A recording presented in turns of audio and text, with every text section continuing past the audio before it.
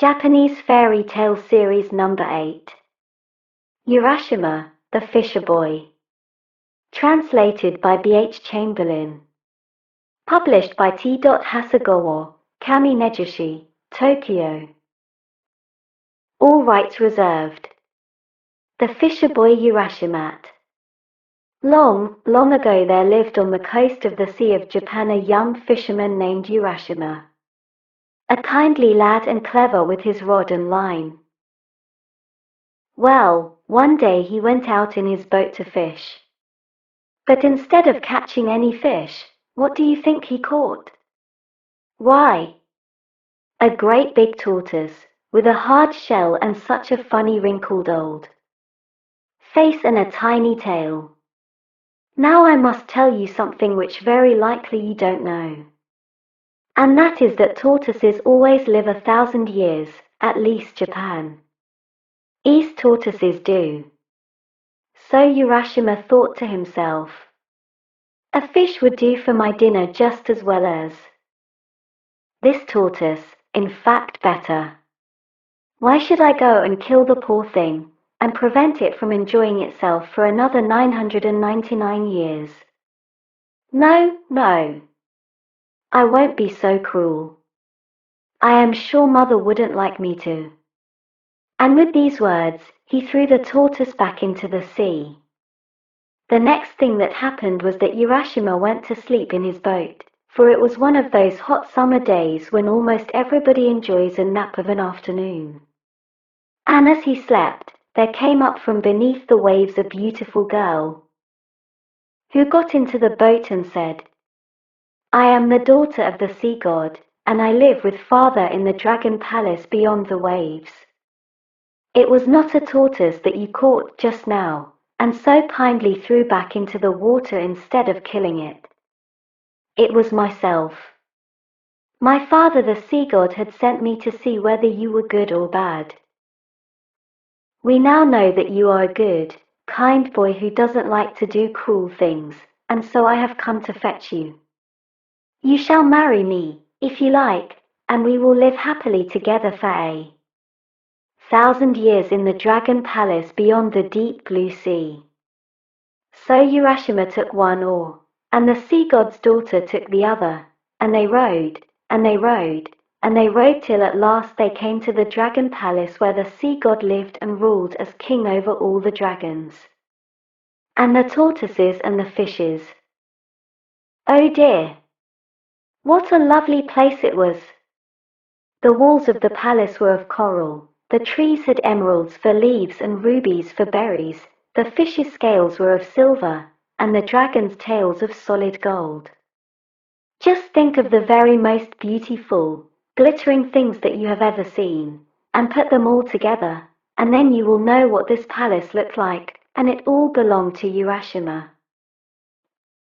For was he not the son-in-law of the sea god, the husband of the lovely dragon princess? Well, they lived on happily for 3 years, wandering about every day among the beautiful trees with emerald leaves and ruby berries. But one morning, Urashima said to his wife, I am very happy here. Want to go home and see my father and mother and brothers and sisters. Just let me go for a short time, and I'll soon be back again. I don't like you to go, said she. I am very much afraid that something dreadful will happen. However, if you will go, there is no help for it. Only you must take this box, and be very careful not to open it. If you open it, you will never be able to come back here. So Urashima promised to take great care of the box, and not to open it on any account, and then, getting into his boat, he rowed off, and at last landed on the shore of his own country. But what had happened while he had been away? Where had his father's cottage gone to? What had become of the village where he used to live? The mountains indeed were there as on them before, but the trees had been cut down. The little brook that ran close by his father's cottage was still running, but there were no women washing clothes in it anymore. It seemed very strange that everything should have changed so much in 3 short years. So as 2 men chanced to pass along the beach, Urashima went up to them and said, "Can you tell me please where Urashima's cottage, that used to stand here, has been moved to?" "Urashima," said they. "Why? It was 400 years ago that he was drowned out fishing. His parents, and his brothers, and their grandchildren are all dead long ago. It is an old, old story. How can you be so foolish as to ask after his cottage? It fell to pieces hundreds of years ago." Then it suddenly flashed across Urashima's mind that the sea god's palace beyond the waves, with its coral walls and its ruby fruits and its dragons with tails of solid gold, must be part of Fairyland, and that one day there was probably as long as a year in this world, so that his 3 in the sea god's palace had years really been hundreds of years. Of course there was no use in staying at home, now that all his friends were dead and buried, and even the village had passed away. So Urashima was in a great hurry to get back to his wife, the dragon but princess beyond the sea. Which was the way? He couldn't find it with no one to show it to him. "Perhaps," thought he, "if I open the box which she gave me, I shall be able to find the way." So he disobeyed her orders not to open the box, or perhaps he forgot them, foolish boy that he was.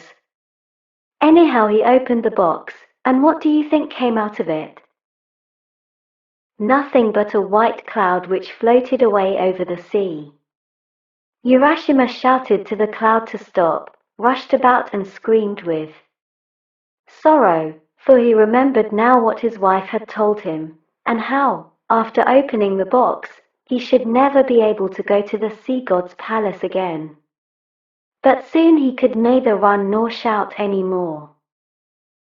Suddenly his hair grew as white as snow, his face got wrinkled, and his back bent like that of a very old man. Then his breath stopped short, and he fell down dead on the beach. Poor Urashima!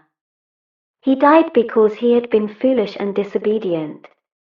If only he had done as he was told, he might have lived another 1,000 years. Wouldn't you like to go and see the dragon palace beyond the waves, where the sea god lives and rules as king over the dragons and the tortoises and the fishes, where the trees have emeralds for leaves and rubies for berries, where the fishes' tails are of silver and the dragons' tails all of solid gold,